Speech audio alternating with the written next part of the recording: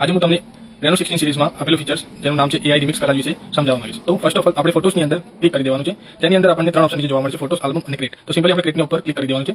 જેની અંદર first of all અહીંયા AI રિમિક્સ કલર લખેલું છે, ત્યાં આપણે સિમ્પલી ક્લિક કરી દેવાનું છે. હવે કોઈ પણ બે ઓબ્જેક્ટ આપણે જો બનાવવા હોય, જે કલેક્ટ કરવા હોય, સિમ્પલી પહેલા મેઇન ફોટો સિલેક્ટ કરી લેવાનો છે. નેટવર્ક કનેક્શન તમારું જેટલું સારું હશે એટલું સ્પીડ તમને સારી જોવા મળશે. તો ફર્સ્ટ ઓફ ઓલ ઇમ્પોર્ટ કર્યા પછી અહીંયા મેનેજ કલેક્ટ ઉપર તમે ક્લિક કરી દેવાનું છે. અહીંયા પ્લસ આઇકનનો ઓપ્શન છે, તેની અંદર તમે પ્લસ આઇકન કરશો તો તમારે ફરીથી ગેલેરી ઓપન થઈ જશે. એની અંદર તમને સેકન્ડ ઓબ્જેક્ટની અંદર આપણે ક્લિક કરી દેવાનું છે. પછી સિમ્પલી આની અંદર એડ કરી લેવાનું છે. AI એનાલિસિસ કરશે. પછી તેની અંદર આપણને એક ઓપ્શન જોવા મળે છે, જે આગળ તમને બતાવું. ઓકે, તો અહીંયા સાઇઝ અને તમે બધું તમારી રીતે સેટ કરી શકો છો. અહીંયા સિમ્પલી AI વિડિયો કટઆઉટ લખેલું છે, તેની ઉપર ક્લિક કરી દેવાનું છે. તો AI એના મનથી એનાલિસિસ કરી લેશે તમારી બોડી કે કોઈ પણ તમારા ઓબ્જેક્ટને.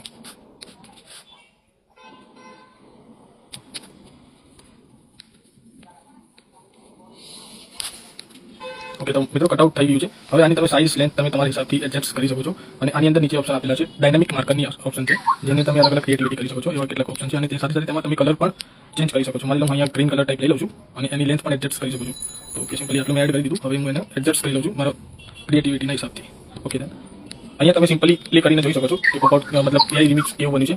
પછી તમે અહીંયાથી ડન કરી અને એને સેવ કરીને અલગ અલગ સોશિયલ મીડિયા પર તમે શેર કરી શકો છો. Thank you.